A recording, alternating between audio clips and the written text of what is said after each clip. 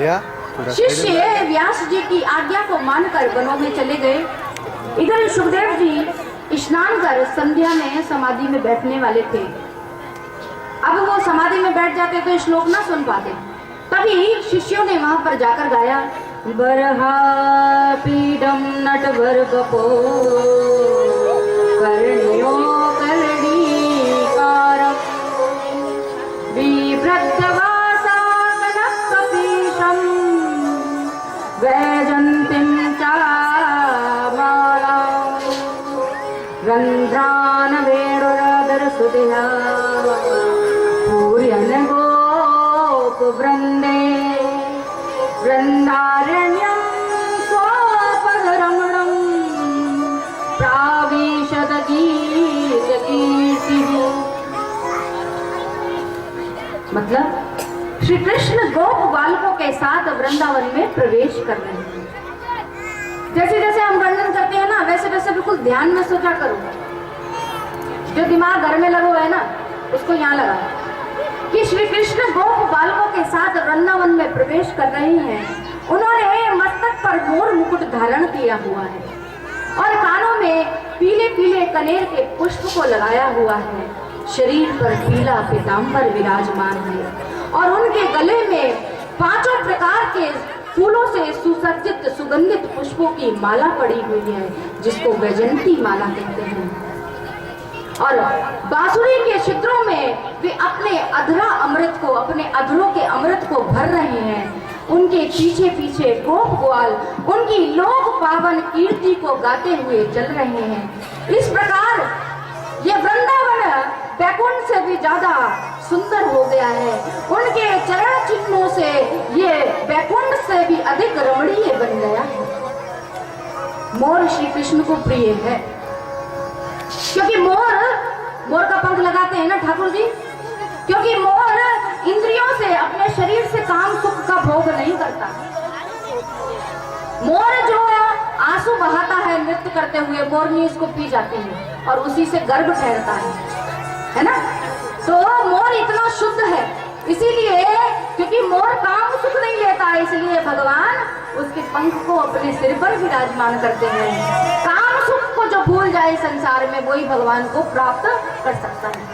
सुखदेव जी ने जब श्लोक सुना कि श्री कृष्ण का स्वरूप इतना सुंदर है, इतना मनोहर है, तो तुरंत उन्होंने निश्चय किया।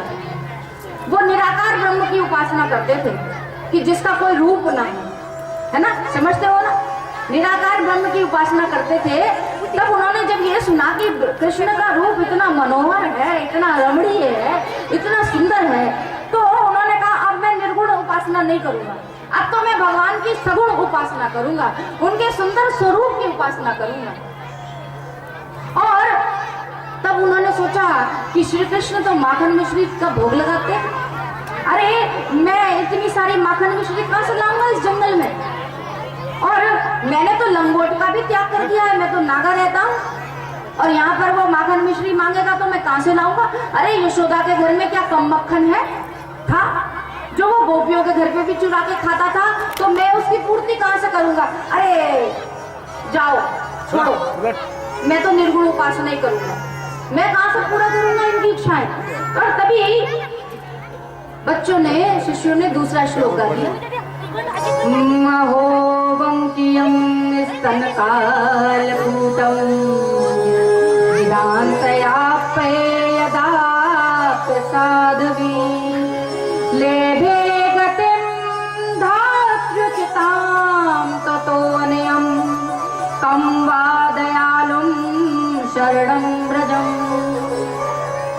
कि अहो आश्चर्य है कि दुष्ट पूतना ने जो स्तनों में विष भरकर, विष लगाकर, जहर लगाकर कृष्ण को दुग्धपान कराने आई थी, उनको मारने आई थी, उस पूतना राक्षसी को भी भगवान श्री कृष्ण ने तुरंत माता की गति प्रदान की, तत्काल उसका मोक्ष किया।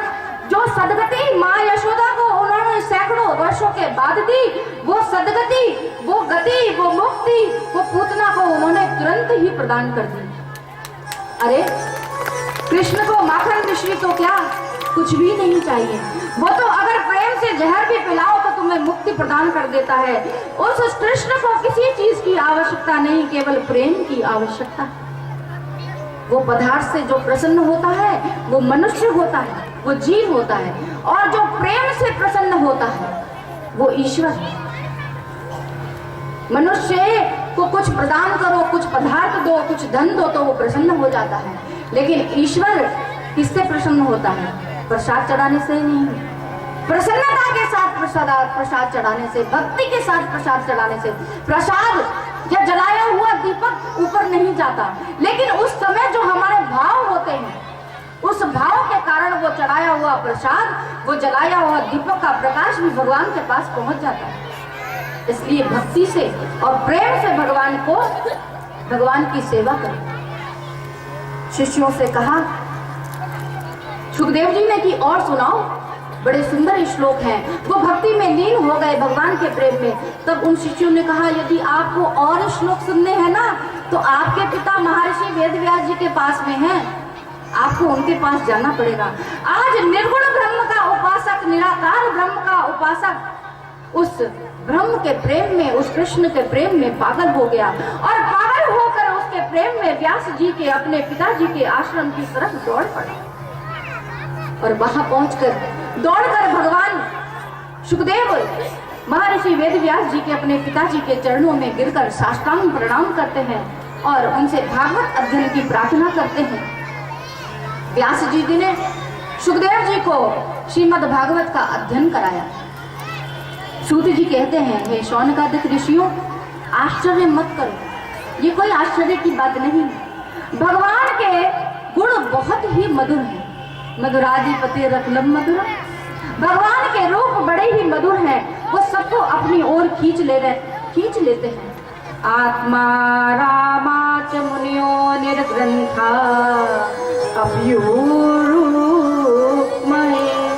कुर्वन्त या हेतु की भक्ति मिथम भूत गुणो हरि।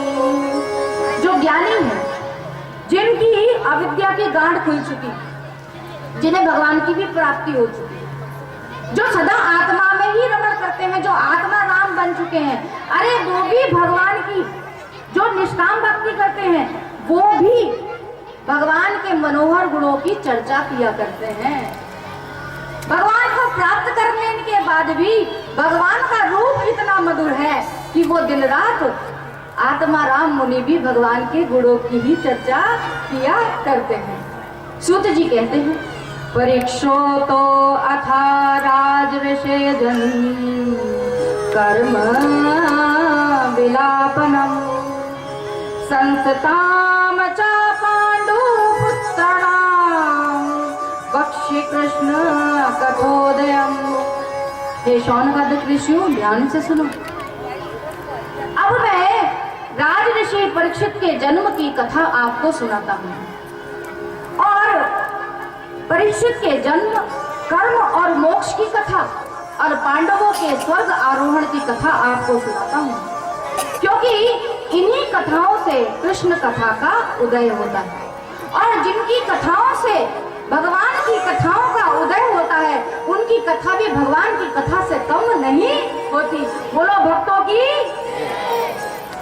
जिस समय, हे शौनकादिक ऋषियों, जिस समय महाभारत युद्ध में कौरव और पांडव दोनों पक्षों के वीर, बहुत से वीर गति को प्राप्त हो चुके थे, और भीमसेन की गदा के प्रहार से दुर्योधन की जांग टूट चुकी थी, और जब अश्वत्थामा आया तो शिविर में अंधेरा था।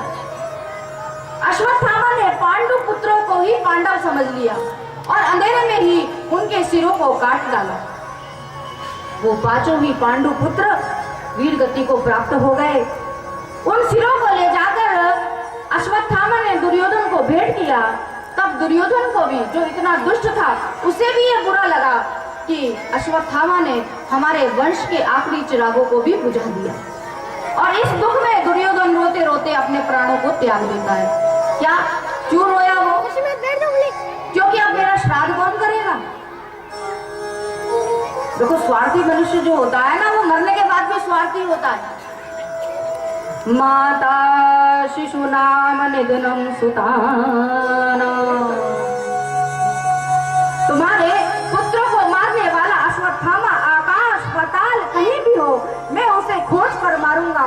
और तब कृष्ण को सारथी बनाकर, कवच को धारण कर, रथ पर बैठकर अर्जुन गुरुपुत्र अश्वत्थामा के पीछे पीछे दौड़ पड़े। बच्चों की हत्या से अश्वत्थामा का दिल भी दुखी था, क्योंकि गलती से मार दिए थे, और उसका मन इतना उद्विग्न हो गया था। अश्वत्थामा ने जब ये देखा कि अर्जुन मुझे मार ही डालेंगे, तब अश्वत्थामा ने डर के कारण ब्रह्म अस्त्र चला दिया। तथा प्रदुष्टतम ते, मेरी रक्षा करो। तब श्री कृष्ण ने कहा कि हे अर्जुन, तुम भी ब्रह्म अस्त्र का संधान करो। और तब अर्जुन ने अपने ब्रह्म अस्त्र का संधान किया। दोनों ही ब्रह्म अस्त्र आपस में टकराकर शांत हो गए। तब अश्वत्थामा और अर्जुन अब दोनों युद्ध कर रहे हैं, परंतु एक दूसरे को मारने की हिम्मत किसी को भी नहीं हो रही। गुरुपुत्र गुरु का स्वरूप होता है। अश्वत्थामा द्रोणाचार्य के पुत्र हैं, उनके गुरु के पुत्र हैं, और गुरु का पुत्र गुरु के समान होता है। अर्जुन युद्ध कर रहे हैं, लेकिन उनको मार नहीं रहे, मारने की हिम्मत नहीं है। इधर पुत्र अब अर्जुन ने अश्वत्थामा को रस्सी से बांध लिया और खींचकर द्रौपदी के शिविर में लाकर द्रौपदी के सामने पटक दिया। पुत्र शोक में डूबी हुई द्रौपदी ने जब देखा कि अश्वत्थामा को पशुओं की तरह, ढोरों की तरह बांध कर लाया गया है, तब वह अश्वत्थामा की वंदना करती है। द्रौपदी का हृदय देखिए कितना विशाल है। अपने पुत्र के हत्यारों की वो वंदना करती हैं, क्योंकि वो गुरु पुत्र है, नमन करती हैं और कहती हैं मुच्यताम मुच्यतामेश ब्राह्मणो नितराम गुरु।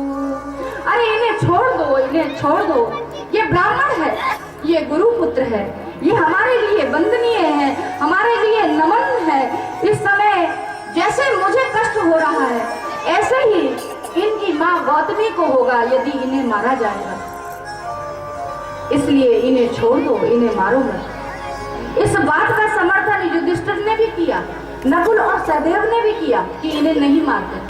लेकिन भीमसेन ने, जो द्रौपदी से बहुत अधिक प्रेम करते हैं, उन्होंने इस बात का विरोध किया कि नहीं, इसे छोड़ा नहीं जा सकता। अब आपस में तर्क हो रहा है कि छोड़ दिया जाए कि मार दिया जाए, कि छोड़ दिया जाए कि मार दिया जाए। और समस्या समाधान के लिए अर्जुन ने कृष्ण की तरफ देखा, अब क्या करूं? तब कृष्ण ने कहा कि देखो, शास्त्र कहता है कि पतित से पतित ब्राह्मण को भी मारना नहीं चाहिए। कितना भी ब्राह्मण पतित हो, पापी हो, दुष्ट हो, उसको मारना नहीं चाहिए, ब्रह्म हत्या का पाप लगता है। लेकिन जो बच्चों का हत्यारा हो, उसे तो मार ही देना चाहिए। अरे ये कैसा निर्णय? मारो भी मत और छोड़ो भी मत, मारना भी चाहिए और मारना भी नहीं चाहिए। अरे भीमसेन बोले कि जी श्री कृष्ण, आप जैसे 2-4 जज हो गए, न्यायाधीश हो गए, तो हो चुका न्याय। लेकिन अर्जुन भगवान श्री कृष्ण की एक एक बात का भाव समझते हैं। तब अर्जुन कृष्ण की बातों का तात्पर्य समझ गए। उन्होंने अपनी तलवार से अश्वत्थामा के सिर में जो मणि लगी हुई थी, उनके बालों के साथ उतार ली और धक्के देकर शिविर से बाहर निकाल दिया। अधम ब्राह्मण का इससे बड़ा बद्ध और क्या हो सकता है कि उसकी शिखा को काट दिया जाए। इस ब्राह्मण के शिखा लिए उसका तेज समाप्त हो जाए, उसकी मणि निकालना। इसके बाद युधिष्ठिर गद्दी पर बैठे और जब श्री कृष्ण जाने के लिए रथ पर सवार हुए, तब जिस तरह से सांप डसना नहीं छोड़ता, सांप की आदत होती है ना डसने की, ऐसे ही दुष्ट जो होता है वो अपनी दुष्टता भी कभी नहीं छोड़ता। अश्वत्थामा ने सोचा कि पांडवों ने मेरा अपमान किया, मैं इसका बदला लूंगा। मेरी शिखा काट दी, मेरी मणि निकाल दी, और मैं इसका बदला इनसे जरूर लूंगा और मैं इस पांडव वंश का समूल वंश नाश कर दूंगा। और उसने ये सोच के अपना ब्रह्म अस्त्र अभिमन्यु कि पत्नी उत्तरा के गर्भ की तरफ छोड़ दी। ब्रह्मास्त्र उत्तरा के गर्भ को जलाने लगा। उत्तरा गर्भ के दर्द से जलती हुई, तड़पती हुई, रोती हुई कृष्ण के रथ के आगे आकर खड़ी हो गई और बोली, पाहि पाहि महायोगिन्य देव देव जगतपते, नान्यत्र तद्भयं पश्यत्र मृत्यु परस्परम। कि हे देवादिदेव जगदीश्वर, आप महायोगी हैं, आप मेरी प्राण रक्षा कीजिए, क्योंकि आपके अतिरिक्त मुझे कोई भी अभय प्रदान करने वाला इस संसार में नहीं है, क्योंकि इस संसार में परस्पर सभी एक दूसरे की मृत्यु का कारण बने हुए हैं। वो उत्तरा चाहती तो पांडवों की तरफ भी दौड़ सकती थी, लेकिन उसे पता था कि कृष्ण के अतिरिक्त उसे अभय प्रदान करने वाला, उसके गर्भ की रक्षा करने वाला इस संसार में दूसरा कोई नहीं। तब कृष्ण ने उत्तरा के गर्भ में जाकर परीक्षित की रक्षा की। देवकी देख रही कि भगवान उत्तरा के गर्भ में गए और पेट में ही परीक्षित को परमात्मा के दर्शन हुए। कृष्ण ने सुदर्शन चक्र से ब्रह्म अस्त्र का निवारण किया। हम जीव मात्र भी परीक्षित हैं, हम सब भी परीक्षित हैं। हमारी गर्भ में रक्षा कौन करता है बताओ? हम भी तो परीक्षित हैं। गर्भ में जब हम होते हैं तो हमारी रक्षा कौन करता है? भगवान करते हैं। बाल्य अवस्था में दूध जब माँ शिशु उत्पन्न करती है तो कौन, दूध कैसे आ जाता है? तो कौन रक्षा करता है? बाल्यावस्था में भी भगवान रक्षा करते हैं। लेकिन जैसे ही हम युवान हो जाते हैं तो हमें अभिमान आ जाता है अपने बल के ऊपर कि सब कुछ करने वाले कौन है? हम खुद हैं। और जैसे ही अभिमान आता है तो भगवान हमें छोड़ देते हैं। भक्ति मार्ग में भगवान का वियोग, भगवान से दूरी भक्त बर्दाश्त नहीं कर पाता। जो भगवान की भक्ति और प्रेम में लीन होता है वो भगवान से दूर नहीं रह सकता। अब इधर जब कृष्ण द्वारिका जाने के लिए तैयार हुए, उत्तरा के गर्भ की रक्षा कर दी और जाने के लिए जैसे ही तैयार हुए तब जो कुंती थी वो दुख से भर गई। उनकी हर वक्त यही इच्छा रहती है कुंती की कि 24 घंटे भगवान उनकी आंखों के सामने रहें और वो कृष्ण को देखती रहें। कुंती पांडवों की मां है ना। भगवान कृष्ण हमारे से एक पल भी दूर ना हो। अब जैसे ही कृष्ण जाने लगे, कुंती बुआ भी लगती है ना भगवान की, और कुंती रास्ते में खड़ी हो गई और कहने लगी, बड़ी सुंदर स्तुति करी है भागवत में कुंती ने, बहुत ध्यान से सुनेंगे सब। नमस्ते पुरुषं त्वदादिमीश्वरं प्रगते परं अलक्ष्यं सर्वभूतानां बहिरे अवस्थितं कृष्णाय वासुदेवाय देवकी नंदनाय च नंद गोप कुमाराय गोविंदाय नमो नमः। नमः पंकजनाभाय नमः पंकज मालिने नमः पंकजानेत्राय नमस्ते पंकजांग्रहे। हे कृष्ण, आप समस्त जीवों के बाहर और भीतर एक ही रस में स्थित हैं, एक ही प्रकार से स्थित हैं। फिर भी आप शरीर की इंद्रियों और वृत्तियों से देखे नहीं जा सकते, क्योंकि आप प्रकृति से परे हैं, आदि पुरुष हैं। आपको बार बार नमस्कार है। आप श्री कृष्ण वासुदेव देव की नंदन नंद गोप के लाडले लाल हैं। आपको मेरा बारंबार नमस्कार। जिनकी नाभि से ब्रह्मा का जन्म स्थान कमल प्रकट हुआ, जो सुंदर कमलों की माला को धारण करते हैं, जिनके नेत्र कमल के समान विशाल और कोमल हैं, जिनके चरण कमलों में कमल का चिन्ह विराजमान है, ऐसे श्री कृष्ण को मेरा बार बार प्रणाम। भगवान की स्तुति दिन में कम से कम 3 बार रोज जरूर करो। सुबह करो, दोपहर करो और शाम को जरूर करो। इसके अलावा दुख में, सुख में और अंतकाल में भी स्तुति जरूर करो। अर्जुन दुख में स्तुति करते हैं भगवान की, कुंती सुख में स्तुति करती हैं और भीष्म पितामह अंतकाल में भागवत में भगवान की स्तुति करते हैं। कुंती भगवान के उपकारों का स्मरण कर रही हैं। भगवान ने हमें किस प्रकार से संकटों से उबारा, हमें किस प्रकार कष्ट से बचाया। कुंती कहती हैं कि हे कृष्ण, मैं बहुत छोटी थी तब विधवा हो गई, तब मेरी संतान भी बहुत छोटी थी, तब आपने ही मेरी रक्षा की थी।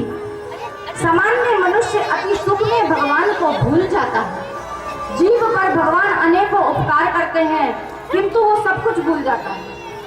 जब हम बीमारी से अच्छे होते हैं तो हम ये कहते हैं डॉक्टर साहब ने दवाई दी थी इसलिए हम अच्छे हो गए, ये नहीं कहते भगवान ने हमें अच्छा कर दिया।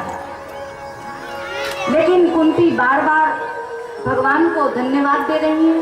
द्रौपदी कहती हैं कि हे कृष्ण, जैसे बिना जल के, बिना पानी के नदी शोभा नहीं देती, प्राणों के बिना शरीर की कोई शोभा नहीं होती, उसी प्रकार जिस प्रकार एक सौभाग्यशाली स्त्री, एक सधवा स्त्री के यदि सिंदूर और टीका ना हो तो वो शोभा नहीं देती, तो इसी प्रकार पांडव भी आपके बिना शोभा नहीं देते। कुंती याद करती हैं कि जब भीम को दुर्योधन ने विष से भरे हुए, जहर से भरे हुए लड्डू खिलाए थे, हे कृष्ण, तब आपने ही उस भीम की रक्षा की थी। लाक्षागृह में, लाख के महल में जलने से आपने ही हमें बचाया था। मेरी द्रौपदी को दुशासन जब भरी सभा में खींच कर लाया था हे कृष्ण, और उस मेरी बहू को निवस्त्र करने का प्रयास किया था, तब भी द्रौपदी की लाज हे कृष्ण आपने ही बचाई थी। हम पर हे कृष्ण आपके अनंत उपकार हैं। हमारे एक एक पल पर, हमारे जीवन पर आपके अनंत अनंत उपकार हैं। हम चाहकर भी आपका बदला नहीं चुका सकते हैं कृष्ण। जो कुछ आपने हमें दिया है उसके योग्य तो हम थे ही नहीं। हे कृष्ण, अब इस तरह हमारा त्याग मत करो, हमें छोड़कर द्वारिका मत जाओ। अगर आपको द्वारिका जाना ही है कृष्ण, तो मुझे एक वरदान देकर जाओ। विपद संतु न शश्व तत्र तत्र जगद्गुरु, भवतो दर्शनम यत् स्याद् पुनर्भव दर्शनम। हे जगद्गुरु, हमें एक वरदान देकर जाइए कि हमारे जीवन पर पग पग पर विपत्ति आती रहे, दुख आता रहे, क्योंकि विपत्तियों में ही, दुख में ही आपके निश्चित रूप से दर्शन होते हैं। जब हम दुखी होते हैं तो हमें भगवान याद आते हैं। आपके दर्शन हो जाने से मनुष्य जन्म मृत्यु के चक्र से छूट जाता है, उसे दोबारा जन्म नहीं लेना पड़ता। दुख से मनुष्य को समझ आती है, हे कृष्ण, दुख ही मेरा गुरु है। सुख के माथे सिल पड़े जो हरि हृदय से जाए, बलिहारी जो पल पल नाम जपाए। हे कृष्ण, हम ऐसे सुख को लेकर क्या करेंगे जो परमात्मा को भुला दे? ऐसी संपत्ति को लेकर क्या करेंगे जो कृष्ण की विस्मृति करा दे? ऐसे दुख को तो बार बार अपने सिर पर रखना चाहिए, जो हमें बार बार कृष्ण की याद कराता हो। हनुमान जी ने जब लंका से लौटे तो रामचंद्र जी ने पूछा कि सीता का क्या हाल है। तब हनुमान जी कहते हैं सीता बहुत आनंद में है, वो आपके ध्यान में तन में रहती हैं, बहुत आनंद में है।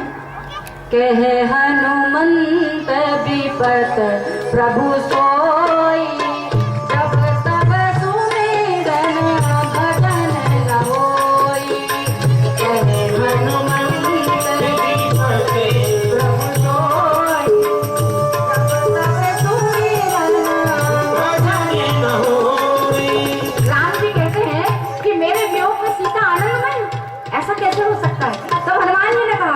के हनुमंत विपत प्रभु सोई, जब तब सुमिरन भजन न होई। कि जब भगवान का सुमिरन न हो तभी विपत्ति है। अरे सीता तो दिन रात आपके ध्यान में तन्मय रहती है। विपदो नैव विपदा संपदो नैव संपदा, विपद नारायण विस्मृति संपन्न नारायण स्मृति। कि विपत्ति को विपत्ति नहीं कहते, दुख को दुख नहीं कहते। श्री कृष्ण को भूल जाना ही विपत्ति है, श्री कृष्ण को भूल जाना ही दुख है।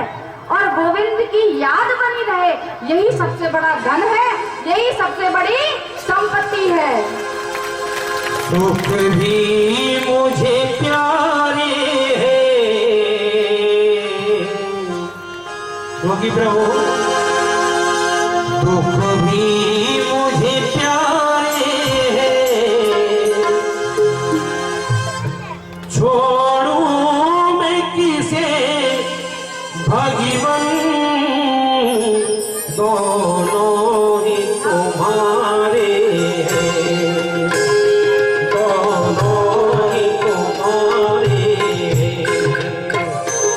तुम भी मुझे प्यारे हैं,